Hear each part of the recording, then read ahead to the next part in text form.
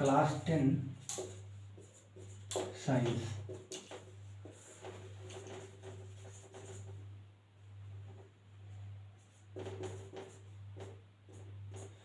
Chapter first था, इसमें हम लोग आगे का पार्ट कंप्लीट कर चुके हैं। अब आज पढ़ेंगे आक्सीकरण एवं अपचयन अपक्रियाएं क्या होती हैं। पहला देखते हैं आक्सीकरण अपक्रियाएं।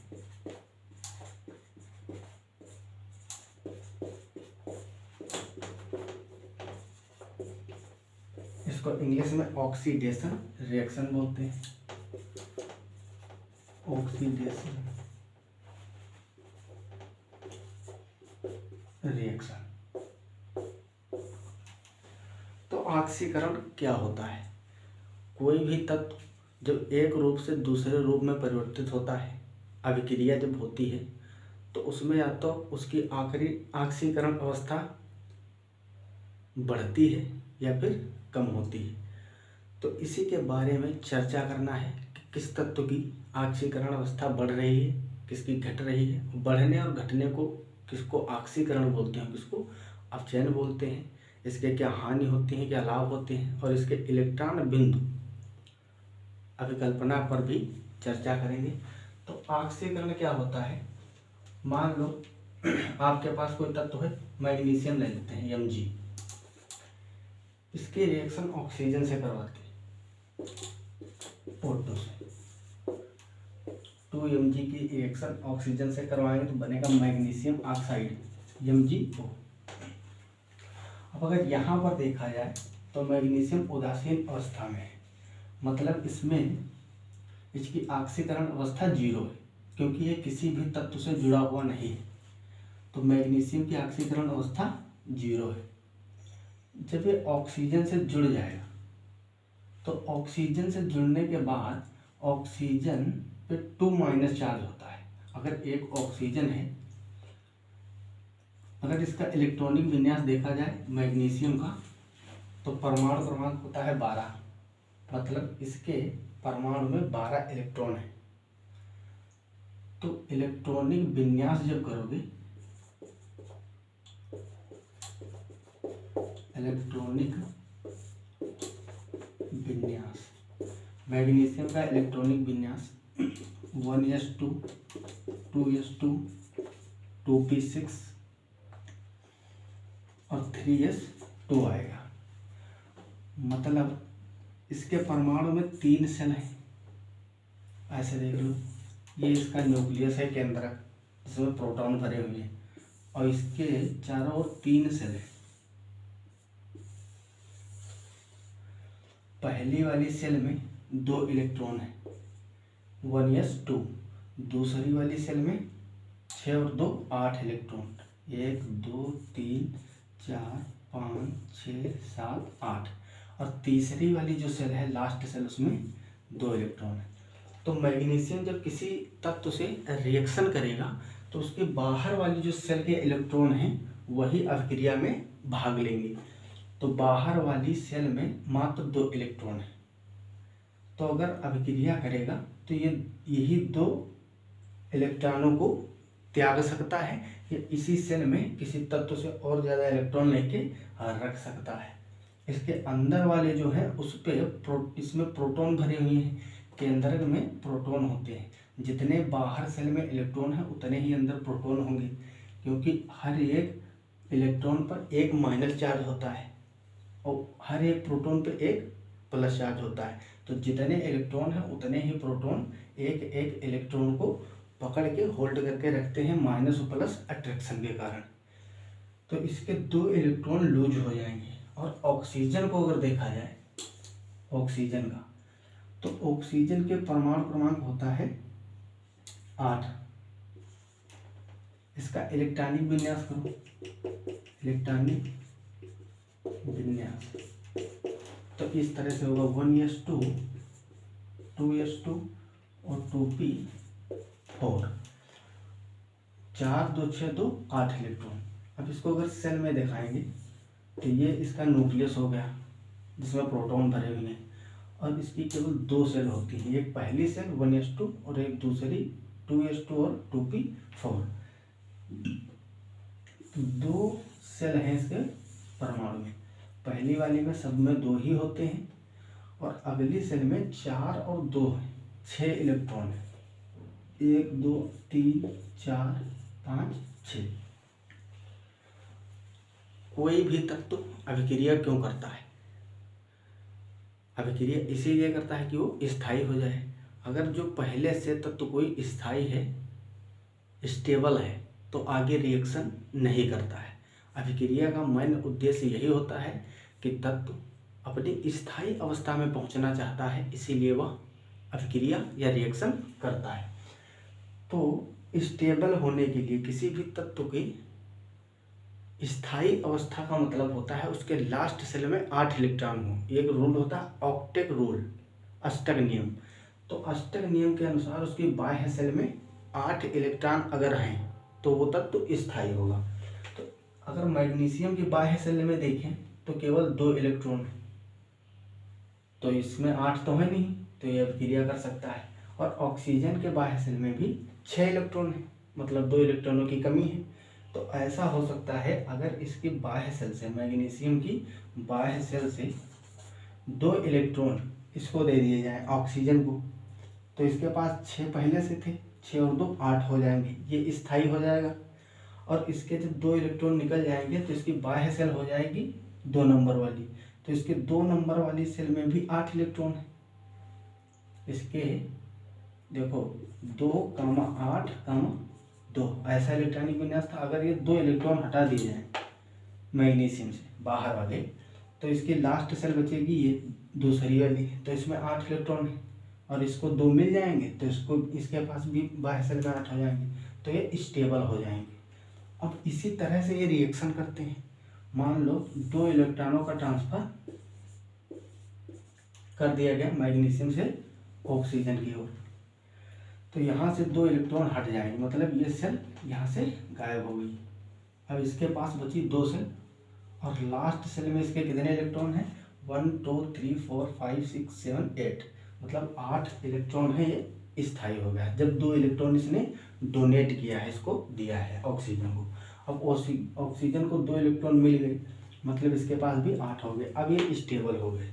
लेकिन अब ऑक्सीजन पे 2 माइनस चार्ज आ गया, जिसको इलेक्ट्रॉन दिया जाएगा उस पर माइनस चार्ज आएगा। एक इलेक्ट्रॉन पे 1 माइनस चार्ज होता है, तो ऑक्सीजन को 2 इलेक्ट्रॉन दिए गए, मतलब इस पर 2 माइनस चार्ज आ गए। और मैग्नीशियम ने दिया है, मतलब इसके खुद के इलेक्ट्रॉनों में कमी हुई है, 2 इलेक्ट्रॉन कम हुए, तो इस पर आएगा 2 Mg2 प्लस चार्ज। तो मैग्नीशियम आ गया +2 की अवस्था में और ये आ गया -2 की अवस्था में।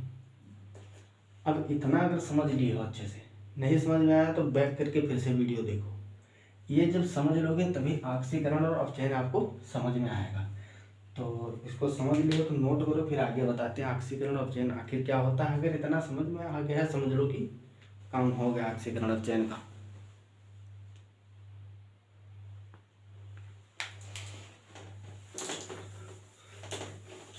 तो आगे हम लोग देखते हैं ऑक्सीकरण और अपचयन क्या होता है।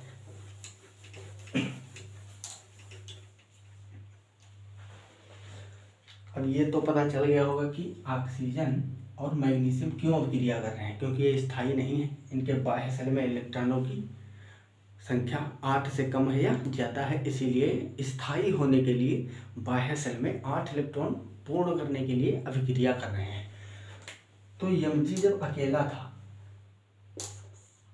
तब तो इस पर चार्ज था 0, क्योंकि ना इसने इलेक्ट्रॉन किसी को दिया था ना लिया था। और जब तक इलेक्ट्रॉनों का आदान प्रदान नहीं होगा तब तक कोई भी तत्व हो 0 की ऑक्सीकरण अवस्था प्रदर्शित करता है, उदासीन रहता है। और ये भी 0 था। जब इसने 2 इलेक्ट्रॉन इसको डोनेट किए तब ये बना लिए MgO, मतलब Mg 2 इलेक्ट्रॉन ऑक्सीजन को दिया तो इस पर आया 2 प्लस और ऑक्सीजन पे आया 2 माइनस, क्योंकि इसने 2 इलेक्ट्रॉन लिए।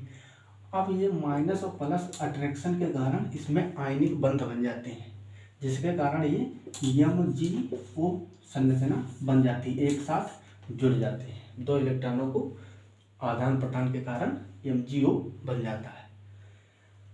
अब देखो ये 0 की अवस्था में था और यहाँ ये 2 माइनस की अवस्था में है और मैग्नीशियम 2 प्लस की अवस्था में। तो मैग्नीशियम की ऑक्सीकरण अवस्था बढ़ रही है, 0 से +2 जा रही है, और ऑक्सीजन की ऑक्सीकरण अवस्था जो है वो घट रही है।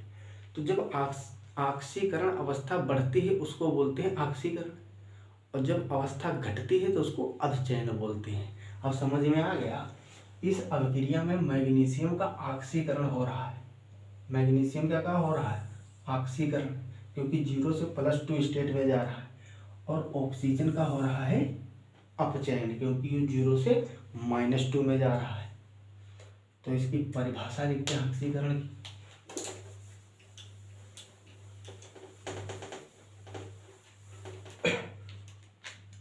मच्छर मारना बंद करो, सीधा फोकस यहाँ पे करो। वह अभिक्रियाएं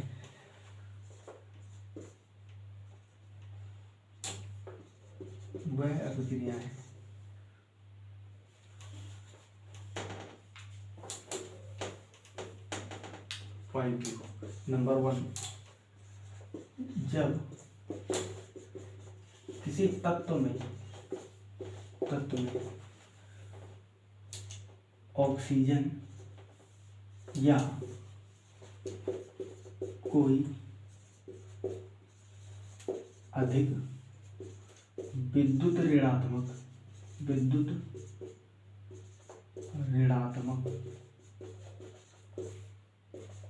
तत्व जुड़ता है।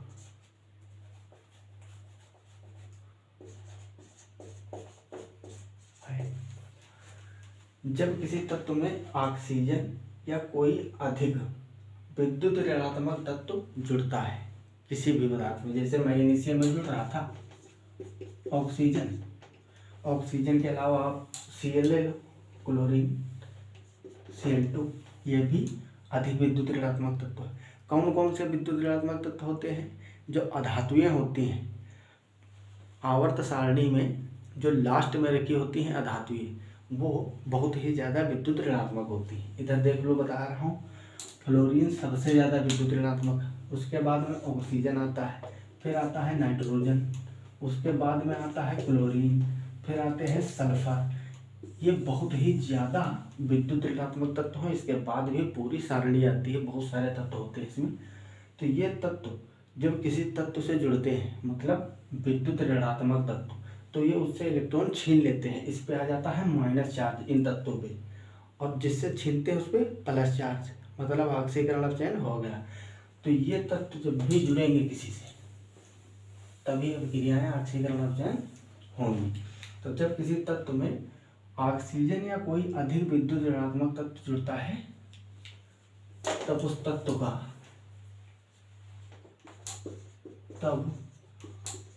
तत्व का ऑक्सीकरण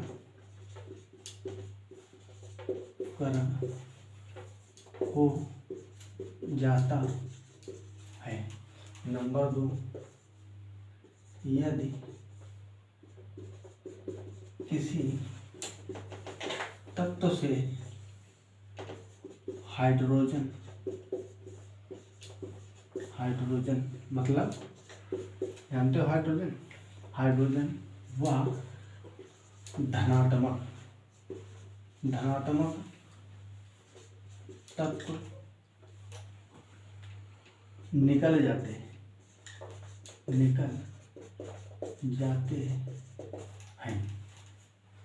या तो ऑक्सीजन या विद्युत ऋणात्मक तत्व उसमें जुड़ रहा हो, या फिर हाइड्रोजन निकल रहा हो, या धनात्मक तत्व निकल रहा हो, तो उसको क्या बोलते हैं? उसको भी ऑक्सीकरण बोलते हैं। निकल जाते हो तब भी उस तत्व का ऑक्सीकरण हो जाता है। इसको लिख लीजिए। अब हम लोग उदाहरण देखेंगे, उसमें से आपको भी वीडियो को रोक के साथ साथ हल करना है, ताकि पता चले कि समझ में आया है नहीं।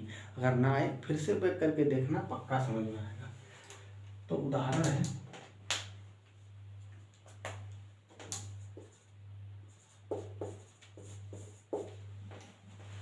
मान लो मैग्नीशियम की अभिक्रिया कराए Cl2 से, इससे Cl2 से बन गए MgCl2। अब इसमें भी वैसे ही हुआ है, मैग्नीशियम ने 2 इलेक्ट्रॉन त्यागे और क्लोरीन ने एक एक इलेक्ट्रॉन लिया। मान लो ये था मैग्नीशियम और इससे 2 Cl ने अभिक्रिया किया, Cl2 है मतलब 2 Cl। तो हर एक Cl के बाह्य शेल में इलेक्ट्रॉन कितने होते हैं? 7 होते हैं, 6 1 7। और इसके पास भी 2 2 4 2 6 1 7। और इसके पास बाह्य शेल में केवल 2 इलेक्ट्रॉन होते हैं। तो ये अभिक्रिया तभी कर सकते हैं जब अस्थायी अवस्था में हो, मतलब 8 इनके बाह्य शेल में 8 इलेक्ट्रॉन ना हो। तो ये एक इलेक्ट्रॉन डोनेट करेगा इस वाले क्लोरीन को और ये इलेक्ट्रॉन इस वाले क्लोरीन को। ओवरऑल होगा क्या? मैग्नीशियम पे 2 प्लस चार्ज आ जाएगा, क्योंकि इसके 2 इलेक्ट्रॉन क्लोरीनों के पास चले गए हैं, इसलिए इसके पास 2 प्लस चार्ज आ गया। और क्लोरीन पे क्या होगा? क्लोरीन पे दोनों को एक एक इलेक्ट्रॉन मिल रहा है, मतलब एक एक माइनस चार्ज आ जाएगा, एक एक माइनस चार्ज आ जाएगा। अब एक माइनस मतलब 2 माइनस हो गए और 2 प्लस, तो ये इलेक्ट्रोस्टैटिक अट्रैक्शन के कारण जुड़ जाएंगे तो बन जाएगा MgCl2। अब किसी ये फोर्स प्लस और माइनस के बीच में हमेशा आकर्षण बल लगता है, उसी बल के कारण ये MgCl2 एक में जुड़े रहते हैं, वरना Mg अलग था, Cl2 अलग था, और यहाँ पे MgCl2 एक में जुड़ गए, यही इलेक्ट्रॉनों के डोनेशन के कारण, आदान प्रदान के कारण। तो अगर देखा जाए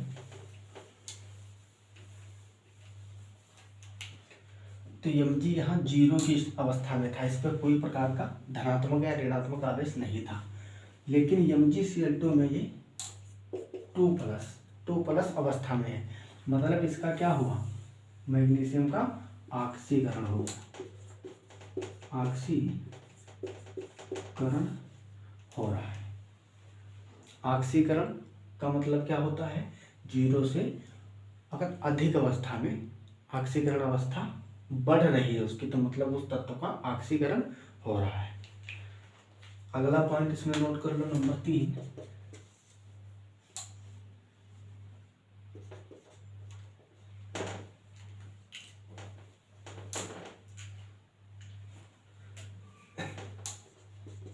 इस प्रकार की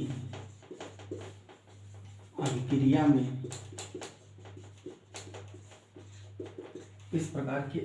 में तत्व की ऑक्सीकरण अवस्था बढ़ती है। इस प्रकार अभिक्रिया में तत्व की ऑक्सीकरण अवस्था बढ़ती है, जिसका ऑक्सीकरण हो रहा है उसकी ऑक्सीकरण अवस्था बढ़ जाएगी। यहाँ 0 थी ऑक्सीकरण अवस्था, यहाँ +2 हो गई, मतलब बढ़ रही। तो इतना आप लोग नोट करिए, फिर आगे बताते हैं।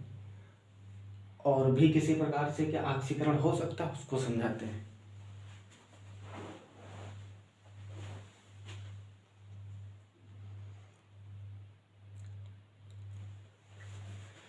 तो आई होप आप लोगों ने पहुंच करके नोट कर लिया होगा।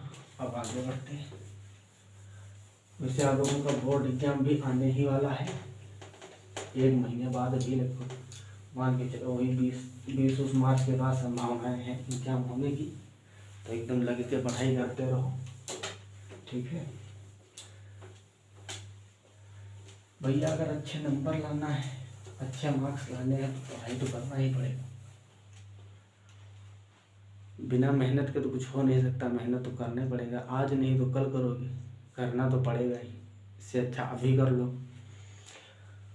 तो ऑक्सीकरण अभिक्रिया अभी तक हम लोग देख रहे थे, अगर किसी तत्व में कोई तत्व था उसमें या तो ऑक्सीजन जुड़ रहा था या अधिक वैद्युत ऋणात्मक तत्व जुड़ रहा था, तो उसका इस तत्व का ऑक्सीकरण हो जा रहा था।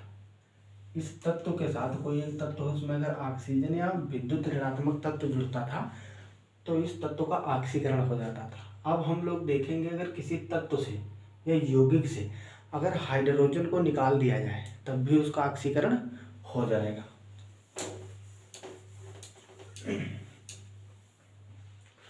तो अगला पॉइंट नंबर 4 लिखोगे, यदि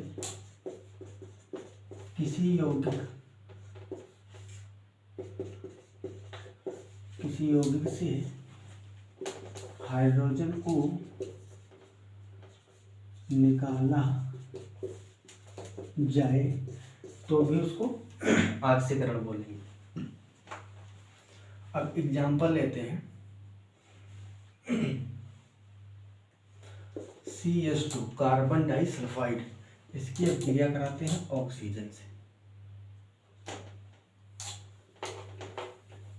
H2S प्लस ऑक्सीजन, ये है हाइड्रोजन सल्फाइड, इसका नाम होता है हाइड्रोजन सल्फाइड। जब हाइड्रोजन सल्फाइड की अभिक्रिया ऑक्सीजन से होती है तो क्या बनता है कि H2 यहाँ से निकल जाएगा, सल्फर से निकल जाएगा और ऑक्सीजन से अभिक्रिया करके बनाएगा H2O, और इधर बचेगा क्या, सल्फर। सल्फर बचा। तो सल्फर यहाँ किस स्टेट में था, सल्फर मान लो H2S का ऐसे देखो, एक H इधर लगा था और एक इधर लगा था।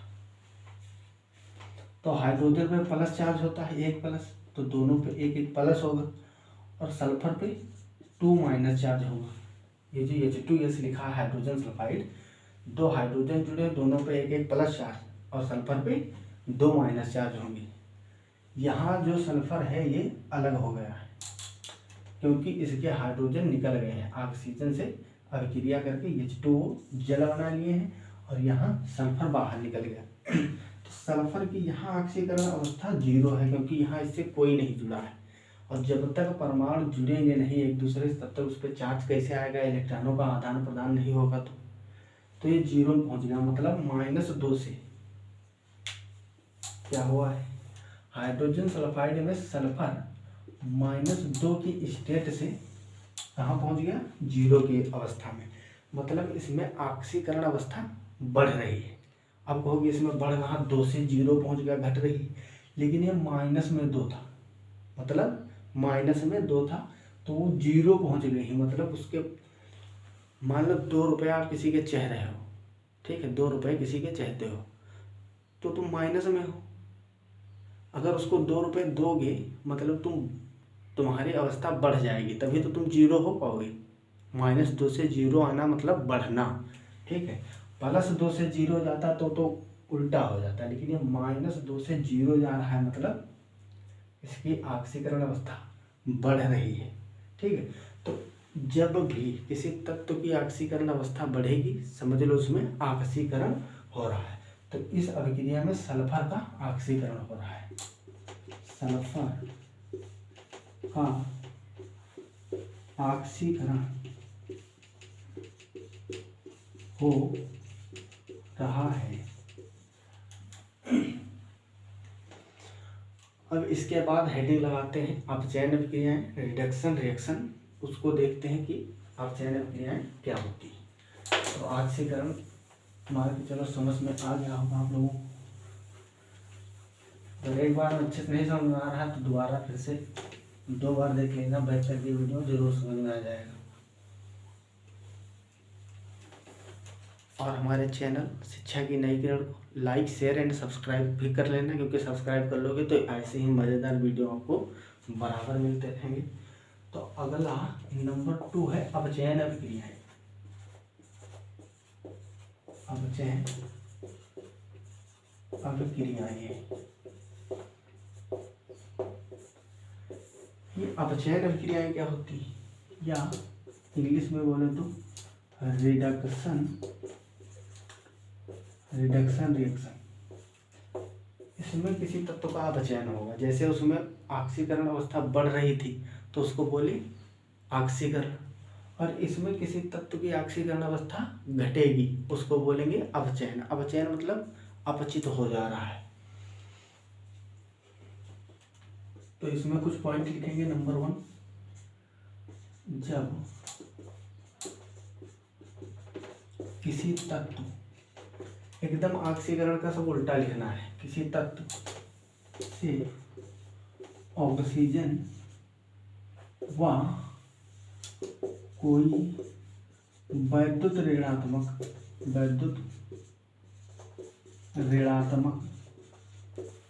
तत्व निकल जाता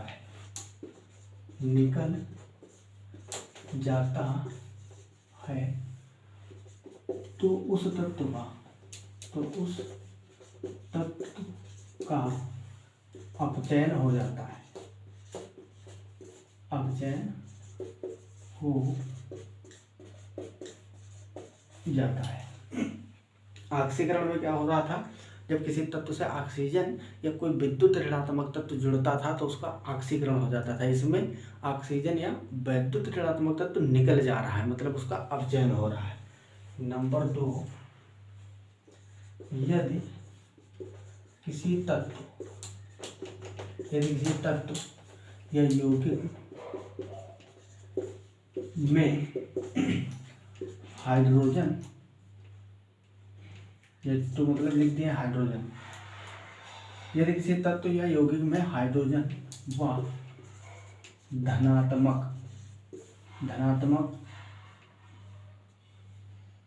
तत्व को जोड़ दिया जाए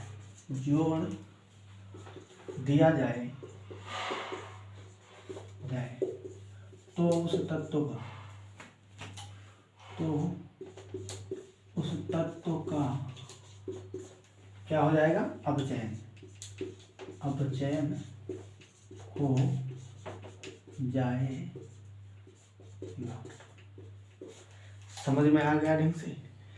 जब किसी तत्व में उसका उल्टा है, उसमें हाइड्रोजन क्या हो रहा था, जुड़ रहा था, निकल रहा था, उसमें निकल रहा था, इसमें हाइड्रोजन जुड़ रहा है, और उसमें ऑक्सीजन जुड़ रहा था, अपचयन में ऑक्सीजन या विद्युत ऋणात्मक तत्व निकल रहे हैं, तो उसका उल्टा है। इसमें अब क्रिया देखते हैं। उदाहरण, मान लो आपके पास था ये H2O और इसकी रिएक्शन आप करवा दिए प्लस Br2 से, मतलब ब्रोमीन, इसको कहते हैं ब्रोमीन। क्या है, ब्रोमीन। जैसे Cl2 होता है क्लोरीन, ऐसे ही F2 होता है फ्लोरीन, और वैसे ही I2 होता है आयोडीन, वैसे ही Br2 मतलब ब्रोमीन। अब जब जल से रिएक्शन करेगा तो ये बनाएगा 2HBr, हाइड्रोजन ब्रोमाइड, जैसे HCl हाइड्रोजन क्लोराइड या हाइड्रोक्लोरिक अम्ल, वैसे ही हाइड्रोब्रोमिक अम्ल है, हाइड्रोजन ब्रोमाइड। तो 2 हाइड्रोजन 2 Br अभिक्रिया करें, साथ में अभिक्रिया करके बनाए 2HBr, मतलब 2 मोल हाइड्रोब्रोमिक एसिड, और ऑक्सीजन बाहर निकल गया। ऑक्सीकरण में क्या होता था, ऑक्सीजन जुड़ जाता था, और इसमें अपचयन में ऑक्सीजन निकल गया है। तो इसमें देखो ऑक्सीजन की ऑक्सीकरण अवस्था, किसकी, ऑक्सीजन की। ऑक्सीजन -2 में था और 0 में जा रहा है, तो इसका तो अब ऑक्सीकरण हो रहा है। अगर हाइड्रोजन को देखो, किसको, हाइड्रोजन को या ब्रोमीन को, तो ब्रोमीन माइनस की अवस्था में होता है। कैसी अवस्था में, माइनस। 2 ब्रोमीन थे तो 2 माइनस चार्ज होगा, लेकिन एक पे 1 होगा, तो ये माइनस अवस्था से यहाँ 0 स्टेट में, यहाँ 0, जब इससे रिएक्शन करेगी हाइड्रोजन से तो माइनस में जाएगी, क्योंकि Br को हाइड्रोजन ने 1 इलेक्ट्रॉन डोनेट किया। इसके पास भी 7 इलेक्ट्रॉन होते हैं, एक हाइड्रोजन के पास इसने डोनेट किया, तो 1 इलेक्ट्रॉन हाइड्रोजन ने ब्रोमीन को दिया, मतलब इस पर 1 माइनस चार्ज आएगा, और इसका इलेक्ट्रॉन 1 चला गया, इसके पास पहुंच गया माइनस, इसका चला गया इस पर प्लस, तो ये प्लस माइनस के फॉर्म में है। तो ब्रोमीन को अगर देखा जाए तो अभिक्रिया से पहले 0 अवस्था में था, फिर पहुंच गया माइनस में, तो ये घट गया ना, इसकी ऑक्सीकरण अवस्था घट गई, 0 से कहाँ पहुंच गई, माइनस में। पहले थी 0, अब हो गई 1, एक माइनस आ गया, तो इसकी ऑक्सीकरण अवस्था घट रही, मतलब इसका क्या हो रहा है, अपचयन हो रहा है। क्या हो रहा है, अपचयन हो रहा है। तो या तो ऑक्सीजन निकल जाए, क्या निकल जाए, ऑक्सीजन निकल जाए, या विद्युत ऋणात्मक तत्व किसी यौगिक से निकल जाए तो उसका अपचयन हो जाता है। अब इसके बाद में हेडिंग लगाएंगे ऑक्सीकरण एवं अपचयन का इलेक्ट्रॉनिक सिद्धांत।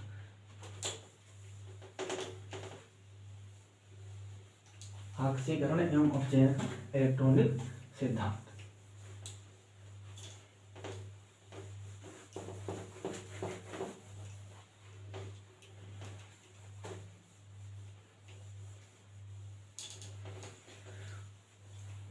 ऑक्सीकरण एवं अपचयन का इलेक्ट्रॉनिक सिद्धांत। उसके बाद में पढ़ेंगे रेडॉक्स अभिक्रिया, बहुत ही इंपॉर्टेंट है, रेडॉक्स रिएक्शन पूछता भी है। तो हेडिंग लगाओ ऑक्सीकरण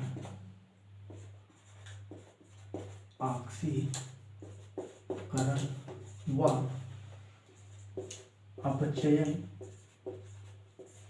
अपचयन का इलेक्ट्रॉनिक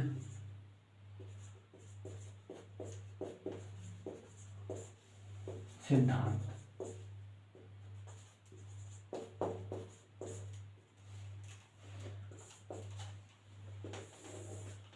तो ऑक्सीकरण और अपचयन तो समझ ही गए हैं।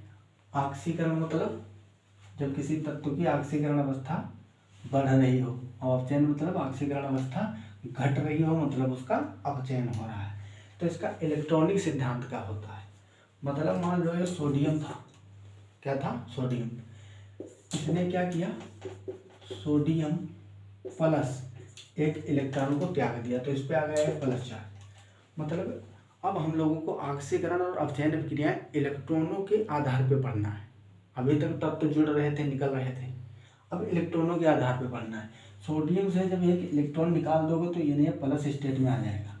ये था जीरो में, जीरो से गया प्लस, मतलब इसकी ऑक्सीकरण अवस्था बढ़ रही है। इसका क्या होगा, ऑक्सीकरण, क्या हो गया, ऑक्सीकरण हो गया। तो यही है इलेक्ट्रॉनिक सिद्धांत। मान लो Mg था, Mg और Mg2 प्लस 2 इलेक्ट्रॉन आप निकाल दिए बाहर, तो इसका क्या हो गया, ऑक्सीकरण हो गया। ये है ऑक्सीकरण का इलेक्ट्रॉनिक सिद्धांत। यहाँ पे जीरो अवस्था में था, जब तक उस तत्व से कोई दूसरा तत्व जुड़ा नहीं होगा तब तक वो उसकी ऑक्सीकरण अवस्था जीरो होती है। जब किसी तत्व से जुड़ जाता है तो उसमें देखा जाता है वो इलेक्ट्रॉन ले रहा है या दे रहा है, उसके आधार पे क्या होता है, उसकी ऑक्सीकरण अवस्था बताई जाती है। तो 0 से 2 में जा रहा मतलब ऑक्सीकरण अवस्था बढ़ रही है, तो इसका ऑक्सीकरण हो रहा है। इसी तरह से और भी उदाहरण ले सकते हो, कैल्शियम। कैल्शियम में भी क्या होता है, कैल्शियम 2 प्लस 2 इलेक्ट्रॉन। अब आप लोग बहुत तगड़े सोच रहे होंगे कि ये एक इलेक्ट्रॉन क्यों दिया और ये 2 इलेक्ट्रॉन क्यों निकाल रहे हैं, है ना, यही डाउट होगा, अभी क्लियर कर रहे हैं।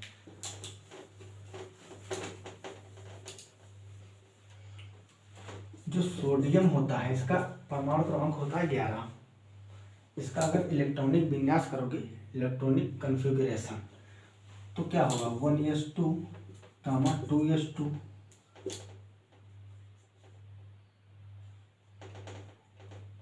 और 2p6 6 2 8 2 10 3s1 11। इसका इलेक्ट्रॉनिक विन्यास हो गया। इसके पास 11 इलेक्ट्रॉन है, मतलब इसका परमाणु क्रमांक 11 है। तो 11 इलेक्ट्रॉन इस तरह से अलग अलग कोषों में विभाजित होते हैं, 2 2 4 और 6 4 10 1 11। मतलब ये पहली सेल है, ये दूसरी सेल है और ये तीसरी सेल है। अब इसका परमाणु का स्ट्रक्चर बनाओगी तो इस तरह से इसका केंद्रक होगा जिसमें प्रोटॉन होंगे, और इसके चारों ओर कितने सेल होंगे, पहली सेल, दूसरी सेल, तीसरी सेल। तो ये हो गई आपकी पहली सेल, ये हो गई दूसरी सेल और ये हो गई तीसरी सेल। पहली सेल में 2 इलेक्ट्रॉन, दूसरी सेल में 6 और 2 8 इलेक्ट्रॉन, 1 2 3 4 5 6 7 8। और लास्ट सेल में एक इलेक्ट्रॉन। तो जब ये अभिक्रिया करेगा तो लास्ट सेल के इलेक्ट्रॉनों से ही कर पाएगा, क्योंकि लास्ट सेल के जो इलेक्ट्रॉन हैं उन्हीं को डोनेट कर सकता है। तो इसके लास्ट सेल में मैक्सिमम कितने इलेक्ट्रॉन हैं? एक है, तो एक ही डोनेट कर पाएगा। इसीलिए हमेशा सोडियम जब इलेक्ट्रॉन त्यागेगा तो सोडियम पर एक प्लस आएगा, क्योंकि ये एक ही इलेक्ट्रॉन को बाहर निकाल पाएगा। और इसी तरह से मैग्नीशियम और कैल्शियम जो है तो उनके बाह्य सेल में कितने इलेक्ट्रॉन होते हैं? बाह्य सेल में 2 इलेक्ट्रॉन होते हैं, इसीलिए वो 2 का त्याग करते हैं और 2+ की अवस्था में चले जाते हैं। और भी देख सकते हो, मान लो Cl- है, क्या है? Cl-, और ये जा रहा है Cl में 2Cl- है, बना रहे हैं Cl2, मतलब ये माइनस से 0 में जा रहा है, माइनस से 0 में, 0 से प्लस में मतलब बढ़ रहा है, और माइनस से 0 में मतलब इसका मतलब भी बढ़ रहा है, क्योंकि माइनस में था। तो माइनस से जब 0 में जाएगा, कोई व्यक्ति माइनस में है तो वो 0 में आ जाए तो ज़्यादा अच्छा है ना, फिर एक भी नहीं पैसे देना ना लेना। लेकिन माइनस में रहेगा तो उसको देना रहेगा ना। हाँ, तो माइनस से 0 जा रहा मतलब इसका भी ऑक्सीकरण हो रहा है, ऑक्सीकरण हो रहा है, मतलब ये भी 2 इलेक्ट्रॉनों को त्याग रहा है। जब एक क्लोरीन के पास एक इलेक्ट्रॉन फालतू है तभी तो माइनस चार्ज, तो उसको बाहर निकाल देगा, उस पर 0 आ जाएगा। अब यहाँ 2 क्लोरीन है तो 2 इलेक्ट्रॉन बाहर निकले और दोनों पे क्या आ गया? 0, तो इसका भी ऑक्सीकरण हो रहा है।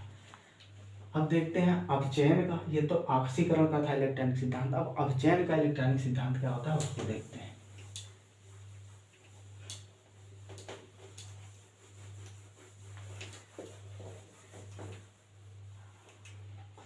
तो अपचयन का इलेक्ट्रॉनिक सिद्धांत कुछ ऐसा होता है,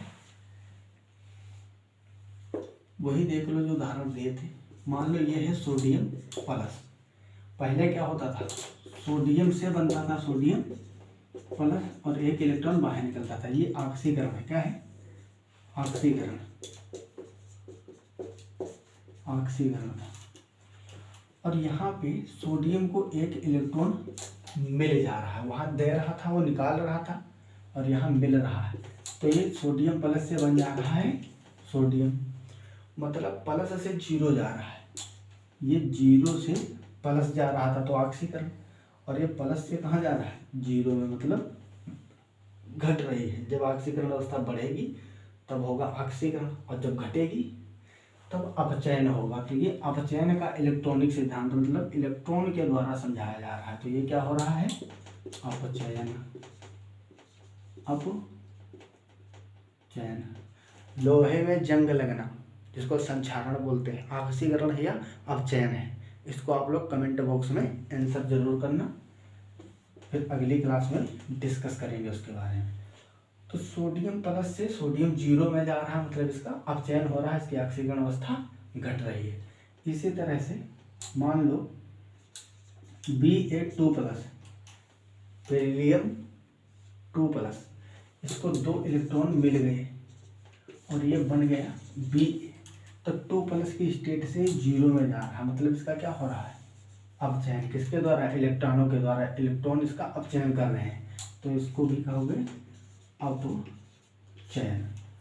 मतलब ये ऑक्सीकरण और अपचयन का इलेक्ट्रॉनिक सिद्धांत है, मतलब इलेक्ट्रॉनों के आदानों प्रदानों से हम डायग्राम बना के रिएक्शन के थ्रू देख सकते हैं कि किसका ऑक्सीकरण हो रहा है, किसका अपचयन हो रहा है। अगर शॉर्ट में देखा जाए इनमें अंतर क्या होता है ऑक्सीकरण और अपचयन में, तो तुम्हारा रिवीजन भी हो जाएगा और अच्छे से क्लियर भी हो जाएगा। ऑक्सीकरण और अपचयन में अंतर, झटाक से लगाओ, हेडिंग लगाओ। इधर है ऑक्सीकरण, ऑक्सीकरण, और इधर है अपचयन।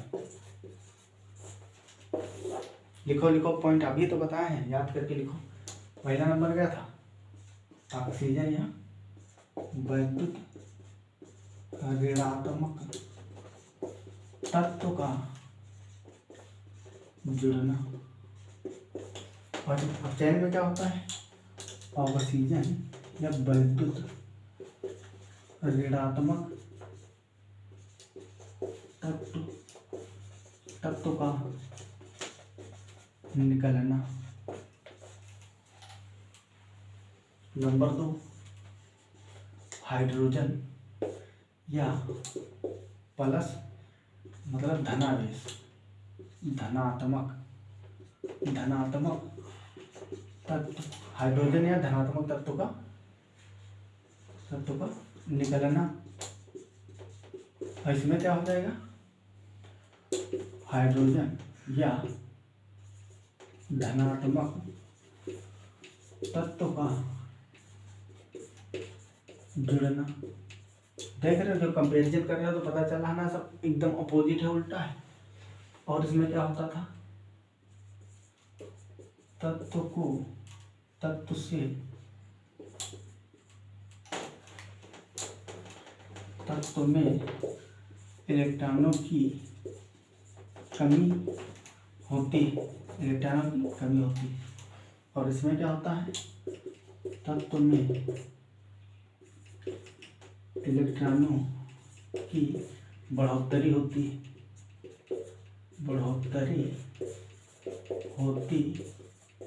है। नंबर 4, ऑक्सीकरण अवस्था बढ़ती है। क्या होती है, बढ़ती है। और इसमें ऑक्सीकरण अवस्था क्या होता है, घटती है, घट जाती है।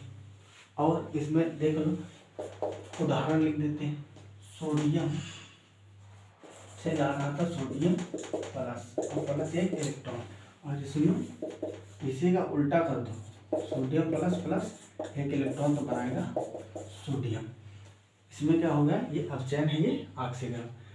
तो ऑक्सीकरण अपचयन में अंतर भी हो गया।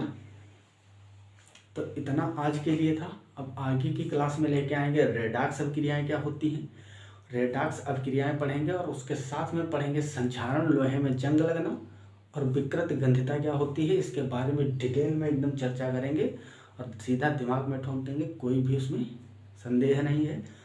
तो आज के लिए इतना ही, और आप लोग अच्छे से पढ़ाई करते रहें, क्योंकि आपके एग्ज़ाम एकदम आ चुके हैं, थोड़े ही दिन बचे हैं। तो सभी सब्जेक्टों पे पूरा ध्यान दो। अगर अच्छे नंबर लाना है तो किसी एक सब्जेक्ट के पीछे मत भागो। मान लो तुम्हारे 5 सब्जेक्ट बहुत अच्छे हो गए और ये गड़बड़ हो गया, तो आपका पूरा मेरिट गड़बड़ा जाएगा। मान लो हिंदी है, जैसे कि अच्छे नंबर लाएंगे, एक सेशन लाएंगे तुम्हारे पास, 10-5 मिनट का एक डाल देंगे वीडियो, जिसमें बताएंगे कि किस तरह से आप लोग इतने दिनों में लगभग 35-40 दिन बच्चे हुए हैं, तो इसमें किस तरह से पढ़ाई करें तो अच्छे मार्क्स गेन कर पाएंगे। अगर सभी सब्जेक्ट को बैलेंस करके पढ़ोगे, ठीक है। मान लो कोई सब्जेक्ट आपको कम आ रहा है, तो क्यों आ रहा है जानते हो, क्योंकि उसको आप समय कम दे रहे होंगे। सबको पैरेलल समय दो, जिसको जितना समय देने वाला है उसको डिवाइड करो, टाइम टेबल बनाओ, अच्छे से पढ़ लो। साल भर तो खूब मस्ती की हो, कोरोना समय था, कॉलेज भी बंद रहे, बहुत कम खुले, यस किए हो गए। अब लास्ट चांस है, इसी में अगर मान लिए बाजी तो मान लिए समझ लो, ठीक है। तो आप लोग अच्छे से पढ़ाई करते रहें, और हमारे चैनल शिक्षा की नई किरण को लाइक शेयर एंड सब्सक्राइब करें, ताकि आगे आने वाली वीडियो आप तक पहुंचती रहे। पढ़ाई करते रहें। All the very best. तब तक के लिए ओके बाय।